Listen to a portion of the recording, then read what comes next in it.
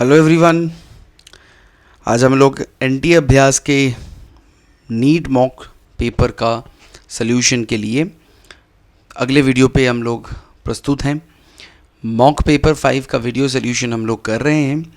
Question number 30 तक हम लोगों का पिछले 2 वीडियोस अपलोड हो चुके हैं। अगर आप लोगों ने ध्यान नहीं दिया होगा तो आप लोगों को प्ले लिस्ट में सारे के सारे वीडियोज़ मिल जाएंगे, प्लीज़ चेकआउट कर लीजिए।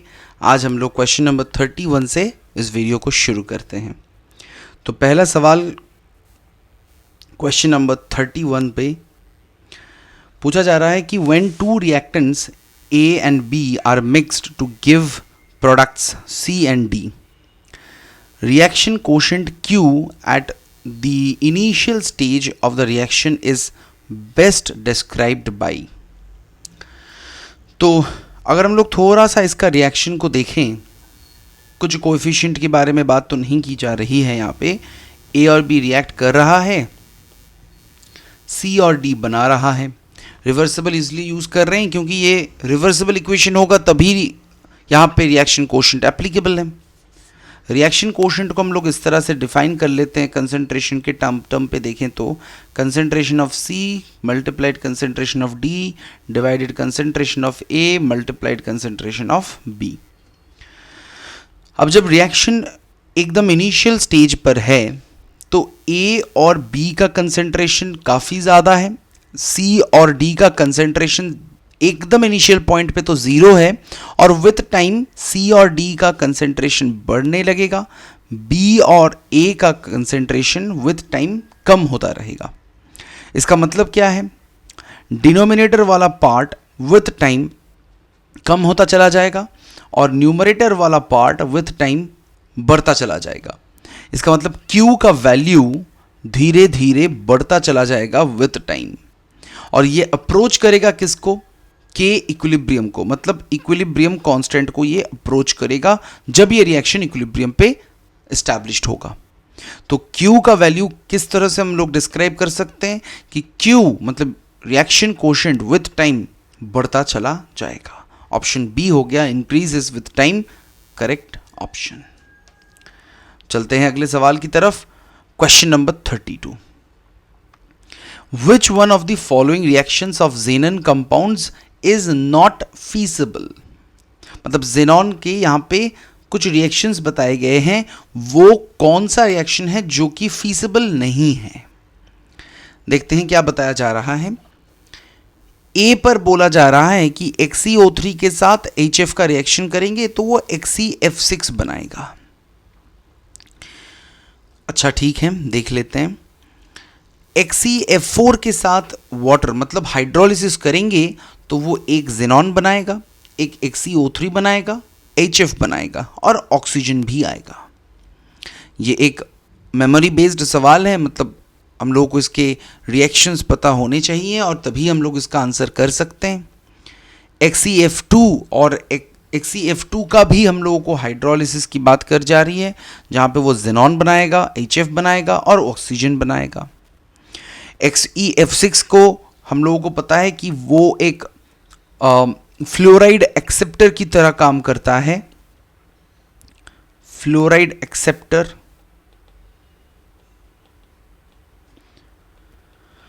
वो पोटेशियम या फिर रुबिडियम फ्लोराइड से रिएक्ट कर जाता है, फ्लोराइड एक्सेप्ट कर लेता है और रुबिडियम प्लस और XeF7 माइनस बनाता है।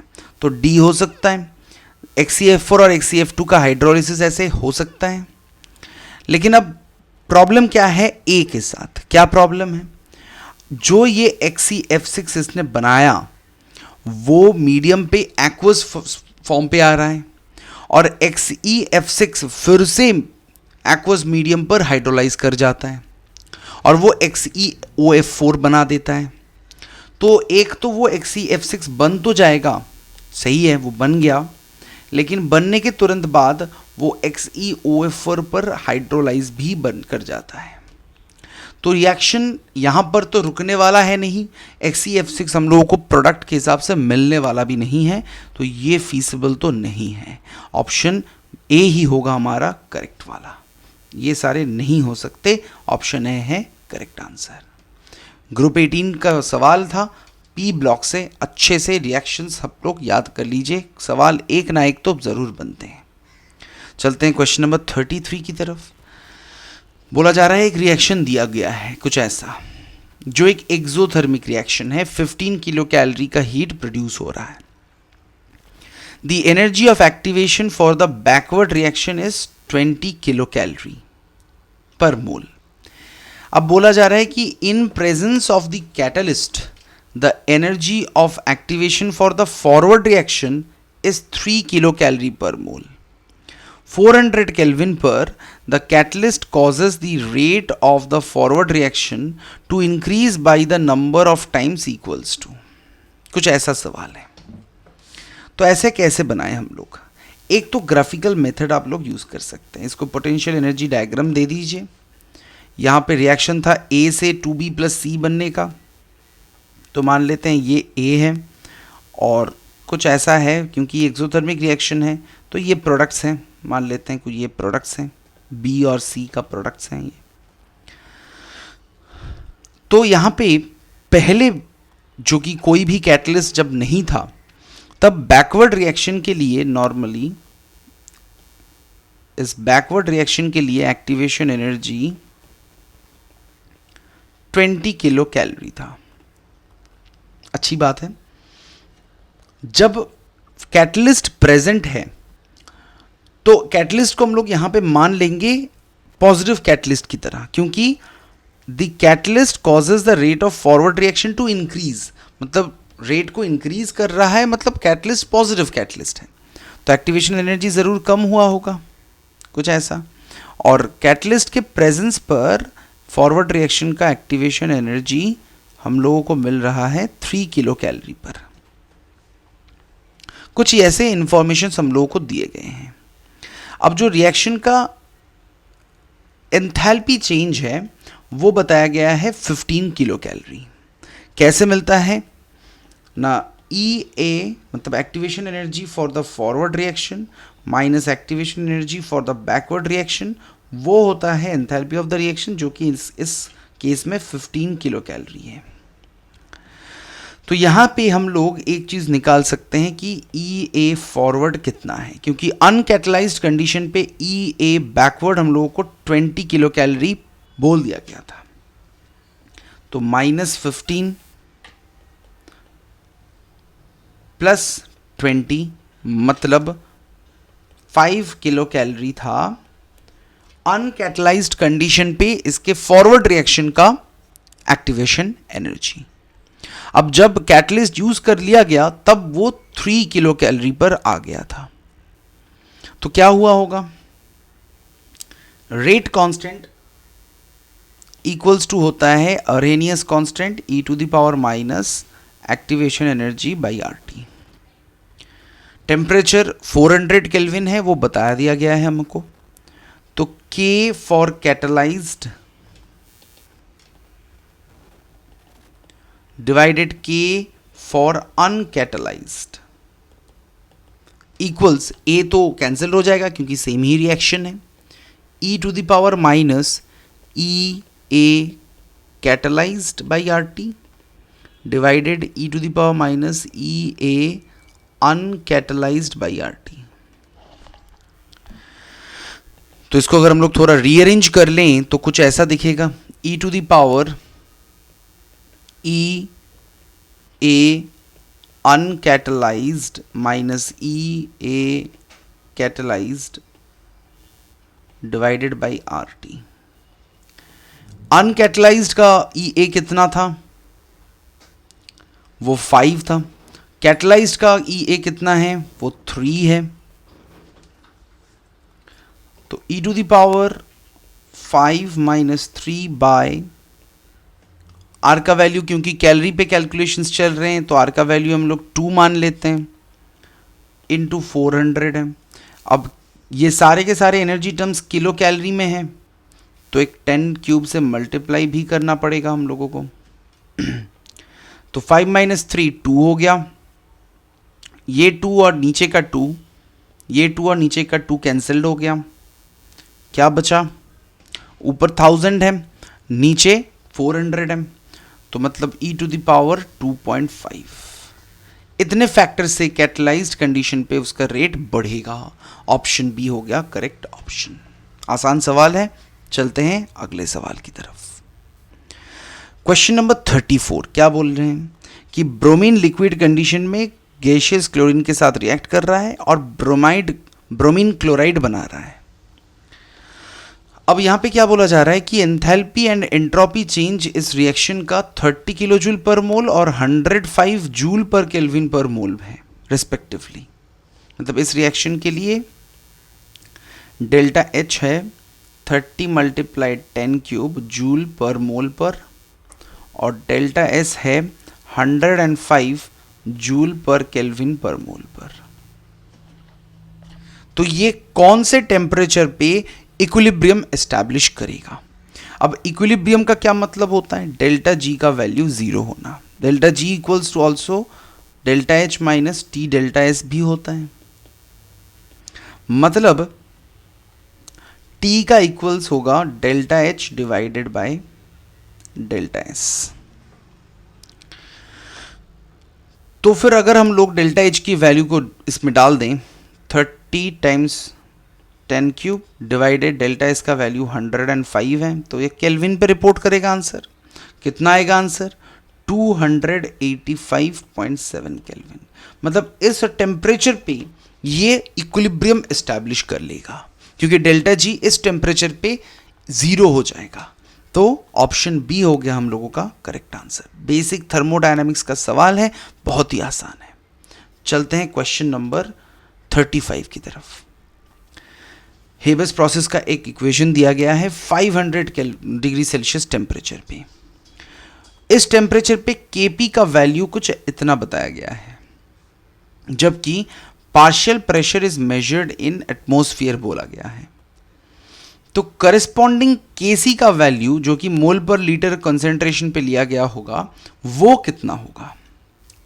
तो Kp बराबर होता है Kc multiplied RT to the power delta Ng के साथ। पिछले वीडियोस में भी हम लोगों ने डिस्कस किया था डेल्टा Ng क्या रिप्रेजेंट करता है? Change in number of moles of the gaseous components. तो यहाँ पे गैसियस कंपोनेंट्स पे प्रोडक्ट साइड पे अमोनिया है जिसका नंबर ऑफ मोल्स 2 है और रिएक्टेंट साइड पे gaseous components nitrogen 1 mole, hydrogen 3 moles है। तो ये -2 होगा डेल्टा Ng का वैल्यू।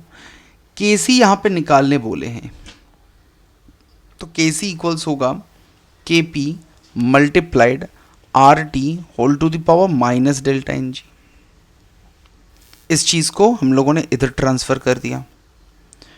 Kp का वैल्यू बोला गया था 1.44 × 10⁻⁻⁵।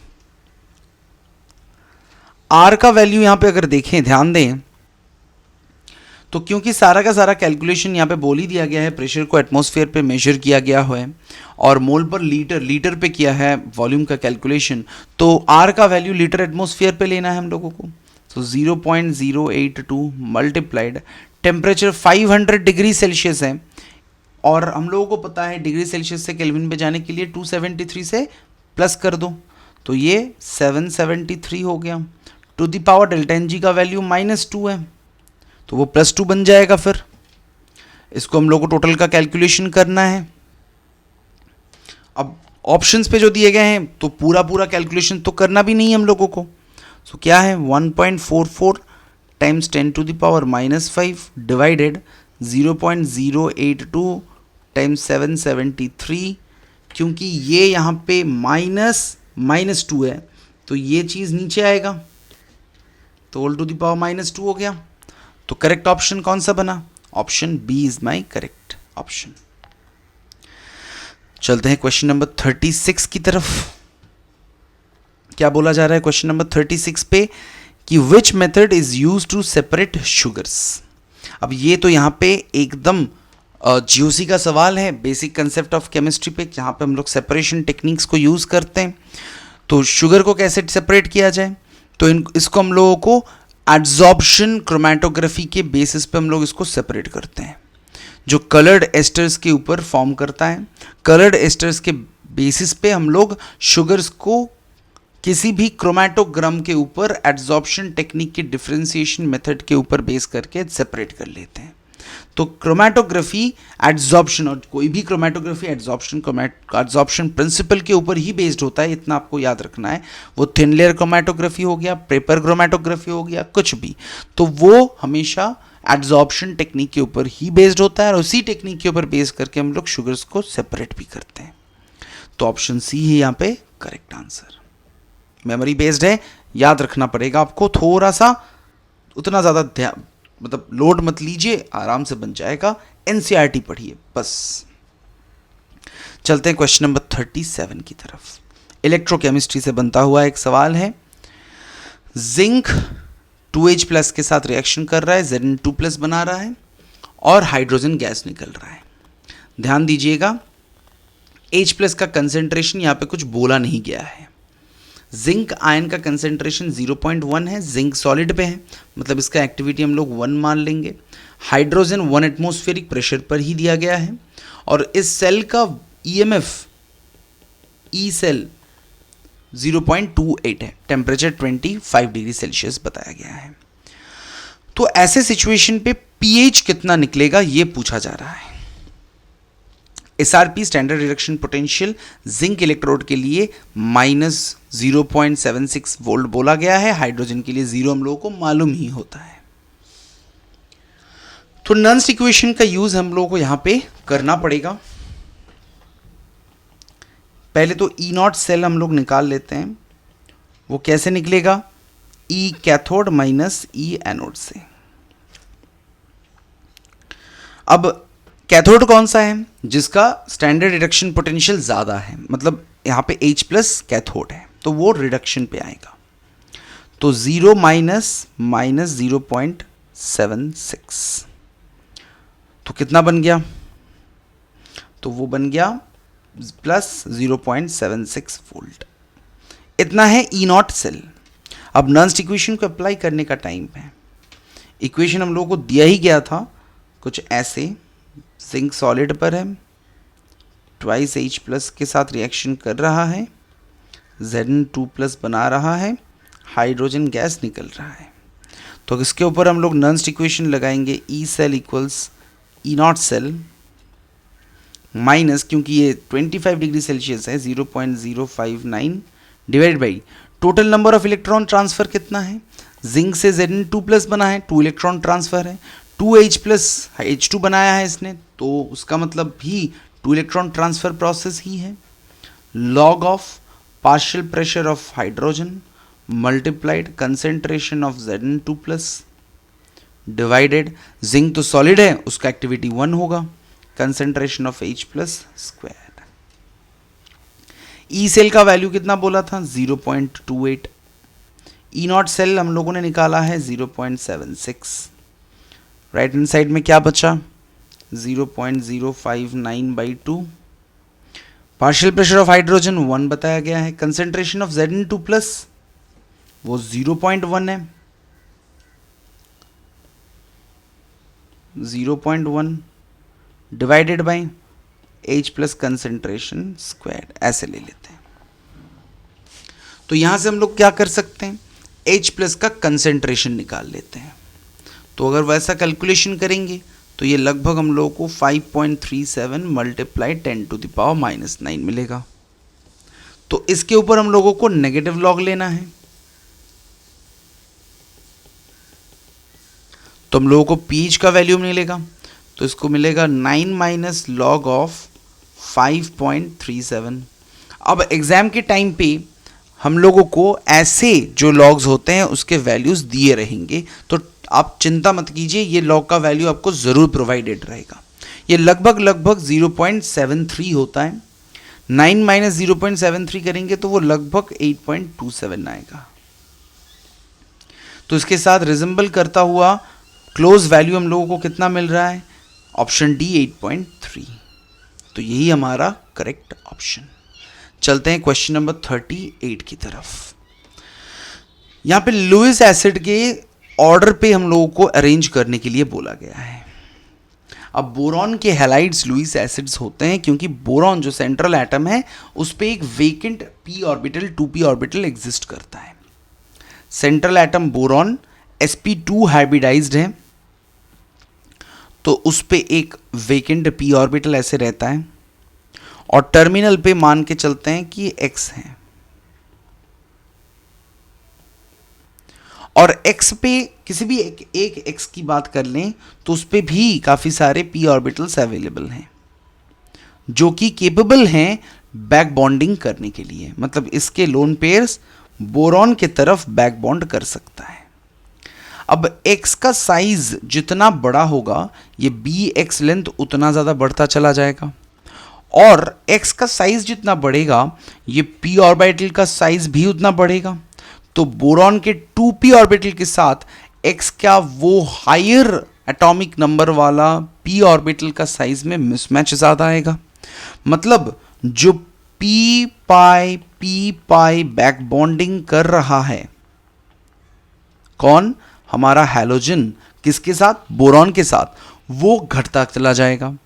मतलब जो टर्मिनल हैलोजन एटम्स हैं वो बोरॉन को जितना कम लोन पेयर डोनेट करेगा बैक बॉन्डिंग के फॉर्म पे उतना ही ज़्यादा बोरॉन के ऊपर इलेक्ट्रॉन डेफिशिएंसी रहेगा, तो बोरॉन उतना ज़्यादा effective Lewis acid property show कर सकता है। मतलब फ्लोरीन की बात करें तो साइज बहुत छोटा है, फ्लोरीन का भी 2p है, बोरॉन का भी 2p है, तो 2p साइज में मैचिंग भी है, तो मैक्सिमम बैक बॉन्डिंग फ्लोरीन से आएगा। क्लोरीन पे 2p और 3p का थोड़ा मिसमैच होगा। ब्रोमीन की बात करें 2p और 4p में और भी ज़्यादा मिसमैच होगा। तो जितना हम लोग फ्लोरीन से, क्लोरीन से ब्रोमीन की तरफ चले जाएंगे और भी ले लेते हैं आयोडीन की तरफ जाएंगे तो उतना ही साइज मिसमैच होगा। जितना साइज मिसमैच होगा बोरॉन के ऊपर इलेक्ट्रॉन डेफिशिएंसी उतना ही बना रहेगा और बोरॉन का वो हैलाइड उतना ही अच्छा लुईस एसिड प्रॉपर्टी शो करेगा। तो सबसे अच्छा लुईस एसिड कौन है फिर, BBr3, उससे कम BCl3, उससे भी कम B3। तो ऑप्शन सी हो गया आपका करेक्ट ऑप्शन। चलते हैं क्वेश्चन नंबर 39 की तरफ। ये 3 स्ट्रक्चर्स दिए गए हैं हम लोगों को। सवाल कुछ ऐसा है कि choose the correct statement regarding the above structures. देख लेते हैं ऑप्शंस की तरफ। पहले ये ऑप्शन ए है, ये ऑप्शन बी है, ये ऑप्शन सी और ये ऑप्शन डी है। पहले ऑप्शन पे डाइपोल मोमेंट का कुछ ऑर्डर पूछा गया है, 2 ग्रेटर देन 3 ग्रेटर देन 1 है कि नहीं, देख लेते हैं हम लोग एक बार। पहला वाला जो स्ट्रक्चर है उसको अगर हम लोग कुछ ऐसा कर लें कि इसको इस तरफ भेजें तो ये इस तरफ आएगा, तो इसका रेजोनेटिंग स्ट्रक्चर कुछ ऐसा निकल के आ जाएगा हम लोगों के पास।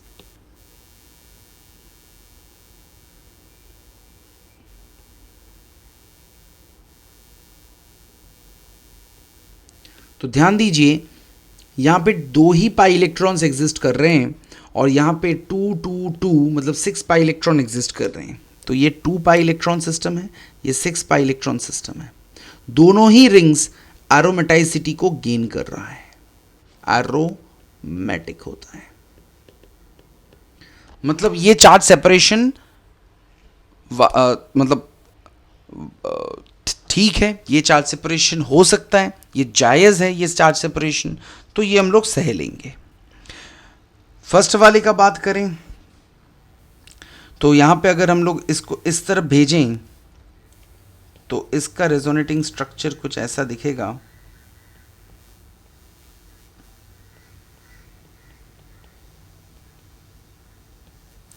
तो पहला वाला जो रिंग है ये तो 6 पाई इलेक्ट्रॉन को सेटिस्फाई कर रहा है, मतलब ये एरोमेटिक है। लेकिन दूसरा वाला जो रिंग है वो 4 पाई इलेक्ट्रॉन को सेटिस्फाई कर रहा है, मतलब ये एंटी एरोमेटिक है। मतलब थोड़ा सा स्टेबिलिटी भी मिल रहा है और थोड़ा सा अनस्टेबिलिटी भी मिल रहा है। मतलब चार्ज सेपरेशन फेवरेबल तो है बट सेकंड वाले के कंपैरिजन में कम फेवरेबल है। आखिरी वाले को अगर हम लोग कंसीडर करें तो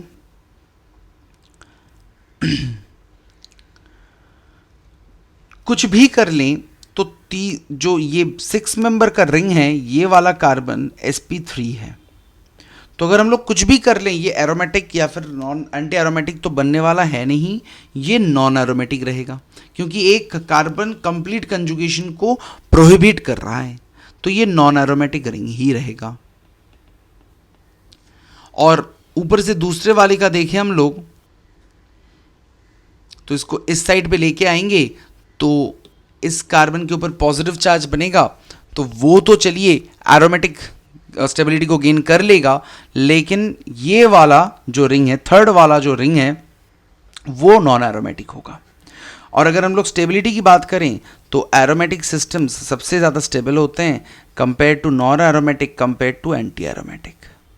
मतलब सेकंड वाला ज़्यादा स्टेबिलिटी प्रोवाइड करेगा, थर्ड वाला उससे कम करेगा क्योंकि नॉन एरोमेटिक रिंग आ रहा है एक, और फर्स्ट वाला सबसे कम स्टेबिलिटी को प्रोवाइड करेगा क्योंकि वो एंटी एरोमेटिक रिंग बना रहा है।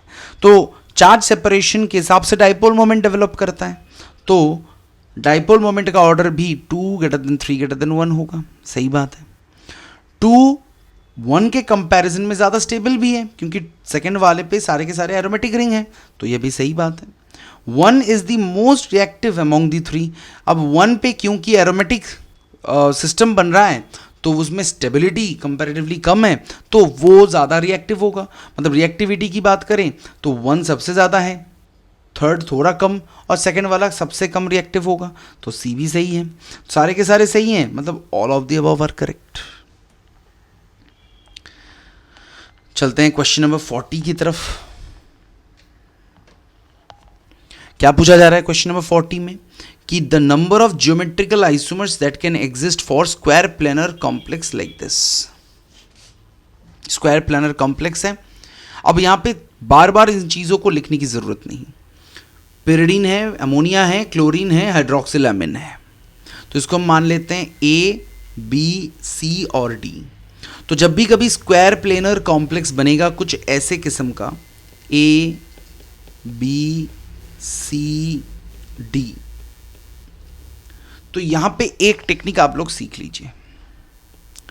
प्लैटिनम को इस तरह से लिख लीजिए,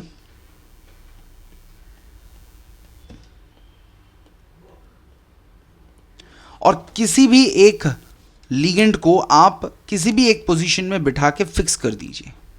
मैं यहां पे ए को फिक्स कर रहा हूं, आपका मन किसी भी एक लिगेंड को फिक्स कर सकते हैं। ए को मैंने फिक्स कर दिया इसी पोजीशन पे, और ए के कंपैरिजन में बी को एक बार, सी को एक बार और डी को एक बार ट्रांस में डाल दीजिए, तो 3 अलग अलग बनेंगे। बी को एक बार डाल दिया, सी को एक बार डाल दिया, डी को एक बार डाल दिया। तो अब आप पूछोगे जब बी ट्रांस पर है ए के कंपैरिजन में, सी और डी को कहां पे बिठाएं सर? कुछ फर्क नहीं पड़ता, सी को इधर बिठाए कि इधर बिठाए, ए के कंपैरिजन में वो तो सिस पोजीशन पे ही है, तो सी को इधर डाल देते हैं, डी को इधर डाल देते हैं, बी को इधर डाल देते हैं, डी को इधर डाल देते हैं, बी को इधर डाल देते हैं, सी को इधर डाल देते हैं, एक ही बात है। तो ये हमारे 3 ही आइसोमर्स पॉसिबल होंगे, और क्योंकि ये स्क्वायर प्लेनर कॉम्प्लेक्स है, इसमें molecular plane of symmetry present है, ये ऑप्टिकल आइसोमरिज्म तो शो नहीं करेगा। तो कितने आइसोमर्स बनेंगे इसके? ज्योमेट्रिकल आइसोमर्स ही पूछे गए थे, तो 3 ही बन सकते हैं, जबकि लिगेंड्स चारों ही अलग होंगे, तो 3 ही बनेंगे किसी भी स्क्वायर प्लेनर कॉम्प्लेक्स के लिए। ऑप्शन सी होगा करेक्ट। चलते क्वेश्चन नंबर 41 की तरफ। Solution of acetone in ethanol, ये किस टाइप का सोल्यूशन है? ये सोल्यूशन केमिस्ट्री का सवाल है। ये किस किस्म का डेविएशन शो करता है, या फिर राउल्स लॉ को फॉलो करता भी है या फिर नहीं? तो इथेनॉल की बात करें तो वो है CH3 CH2OH, जहां पे इंटरमॉलिक्यूलर हाइड्रोजन बॉन्डिंग का दबदबा है, हाइड्रोजन बॉन्डिंग का एम्पावरमेंट है। और कंपेयर करें एसीटोन के साथ, तो वहां पे डाइपोल डाइपोल इंटरेक्शन एग्जिस्ट कर रहा है। कंपेयर करें हाइड्रोजन बॉन्डिंग को डाइपोल डाइपोल इंटरेक्शन के साथ, तो डाइपोल डाइपोल इंटरेक्शन काफी वीक है as compare to hydrogen bonding. अब राउल्स लॉ का पॉजिटिव डेविएशन का मतलब क्या होता है कि दोनों को मिक्स करने के बाद जो थ्योरेटिकल प्रेशर बनना था, वेपर प्रेशर बनना था, उससे ज़्यादा प्रेशर बनेगा, तो वो राउल्स लॉ से पॉजिटिवली डेविएट करेगा। अगर रिजल्टेंट मिक्सचर का vapour pressure predicted vapour pressure से कम है तो वो नेगेटिव डेविएशन करेगा, और अगर इक्वल है तो वो राउल्स लॉ को फॉलो करेगा। अब क्योंकि इंटरमॉलिक्यूलर हाइड्रोजन बॉन्डिंग स्ट्रॉन्ग था और उसमें हम लोगों ने एक वीक किस्म का बॉन्डिंग इंट्रोड्यूस कर दिया, डाइपोल डाइपोल इंटरेक्शन को इंट्रोड्यूस कर दिया, तो नेट जो इंटरमॉलिक्यूलर फोर्सेस ऑफ अट्रैक्शन है वो कम हो गया। अब कम हो गया है पार्टिकल्स के बीच का इंटरेक्शन, तो वो ज़्यादा से ज़्यादा कोशिश करेंगे वेपर फेज में भागने के लिए, ज़्यादा से ज़्यादा वेपर फेज में भागेंगे, मतलब वेपर प्रेशर को इंक्रीज करेंगे, तो वो किस तरह का डेविएशन शो करेगा, पॉजिटिव डेविएशन शो करेगा। तो वो ऑप्शन सी हो गया हमारा करेक्ट ऑप्शन। चलते हैं क्वेश्चन नंबर 42 की तरफ। एक रिएक्शन बोला गया है, क्या पूछ रहे हैं कि एक एल्केन नाइट्राइल कंपाउंड है, 1 2 3 4 ब्यूटेन नाइट्राइल कंपाउंड है, और उसमें इनकॉम्प्लीट पहले इनकॉम्प्लीट हाइड्रोलिसिस करवा दिया गया। तो एल्केन नाइट्राइल किसी भी साइनो कंपाउंड का कंप्लीट हाइड्रोलिसिस आप करोगे तो वो कार्बोक्सिलिक एसिड देता है, और अगर इनकॉम्प्लीट हाइड्रोलिसिस करोगे वो तो अमाइड देता है।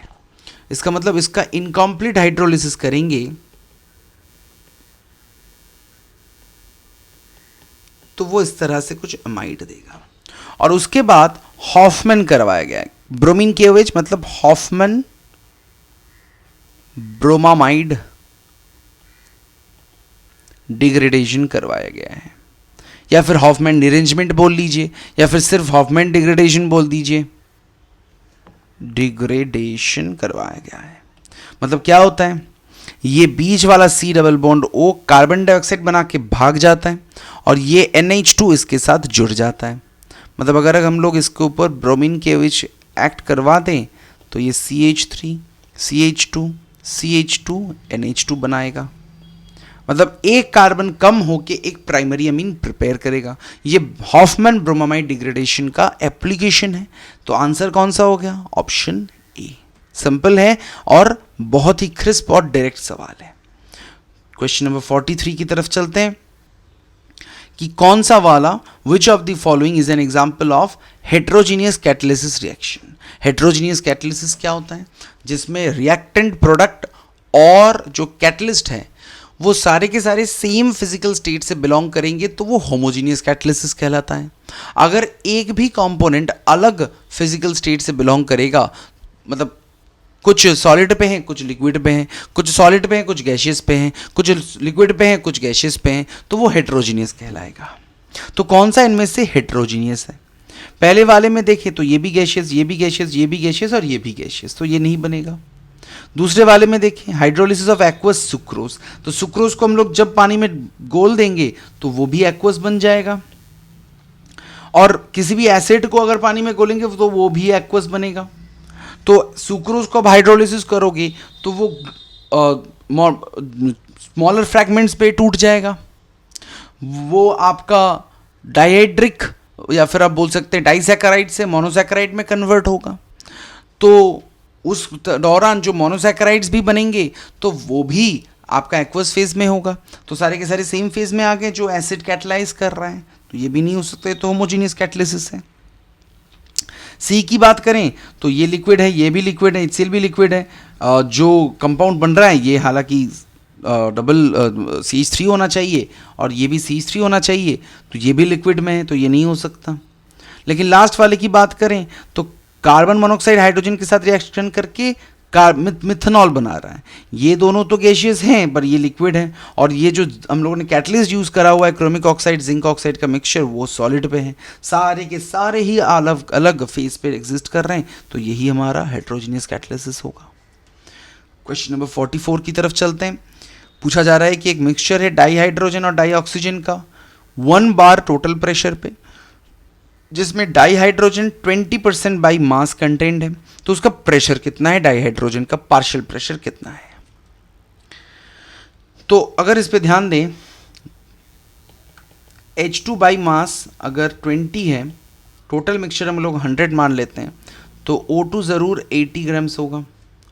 अगर नंबर ऑफ मोल्स की बात करें तो given mass by molecular mass, मतलब 10 मोल्स हाइड्रोजन के हैं और 80 डिवाइडेड बाई 32, वो उतने मोल्स हमारे ऑक्सीजन के होंगे। तो अगर हम मोल फ्रैक्शन निकाल सकें, क्योंकि टोटल प्रेशर हम लोगों को पता है 1 बार है, तो मोल फ्रैक्शन ऑफ डाइहाइड्रोजन निकल जाए number of moles of dihydrogen by number of moles of dihydrogen plus number of moles of oxygen. तो number of moles of dihydrogen तो 10 है, यहाँ पे 10 प्लस 80 डिवाइडेड बाई 32 होगा, तो वो कितना हो गया 0.8। मोल फ्रैक्शन ऑफ हाइड्रोजन 0.8 है। और हम लोगों को पार्शियल प्रेशर कैसे निकालना है? Partial pressure of hydrogen equals to mole fraction of hydrogen multiplied by total pressure. Total pressure तो 1 बार है, मोल फ्रैक्शन ऑफ हाइड्रोजन 0.8 निकला है, तो partial pressure of hydrogen 0.8 bar. Option A हो गया हम लोगों का करेक्ट ऑप्शन। चलते हैं हमारे आखिरी सवाल की तरफ, क्वेश्चन नंबर 45। क्या पूछा जा रहा है? एक एल्कीन कंपाउंड है जिसमें क्लोरीन तो दिया गया है 500 डिग्री सेल्सियस हीटिंग के साथ। तो कुछ चीज़ें हम लोग को याद रखनी है। अगर क्लोरीन को कार्बन डाइसल्फाइड या फिर कार्बन टेट्राक्लोराइड के फॉर्म में डिसॉल्व कंडीशन में दिया गया है, तो वो क्या करेगा? वो हैलोजन एडिशन करेगा, मतलब डबल बॉन्ड के ऊपर एक्ट करेगा। और अगर उसको हीटिंग या फिर सनलाइट कंडीशन पे दिया गया है तो वो फ्री रेडिकल सब्स्टिट्यूशन करेगा, radical substitution at allylic position, क्योंकि रेडिकल्स एलाइलिक पोजीशंस पे बहुत स्टेबल होते हैं। ये रेडिकल पहले बना तो देगा और उसके बाद वहीं पे क्लोरीन रेडिकल अपना कारनामा दिखाएगा और वहीं पे जाके चिपक जाएगा। तो ये होगा हमारा फाइनल प्रोडक्ट। तो हीटिंग या फिर सनलाइट कंडीशन पे ये एल्कीन का एक बहुत ही उम्दा सा एप्लीकेशन है, बेहतरीन है। याद रखिएगा कि एलाइलिक सब्स्टिट्यूशन हीटिंग या सनलाइट कंडीशन पे होता है और डबल बॉन्ड में एडिशन किसी भी नॉन पोलर सॉल्वेंट के प्रेजेंस में होता है। तो ऑप्शन बी हो गया हम लोगों का करेक्ट आंसर। और इसी के साथ हम लोगों का मॉक पेपर 5 खत्म होता है। उम्मीद करते हैं सारे के सारे सवाल आपको ठीक से समझ में आए होंगे। फिर से आप लोग रिवाइंड करके देख सकते हैं। कोई भी सवाल रहे तो कमेंट पे हम लोग को बता सकते हैं। Good luck for your exam preparation everyone. See you in the next video.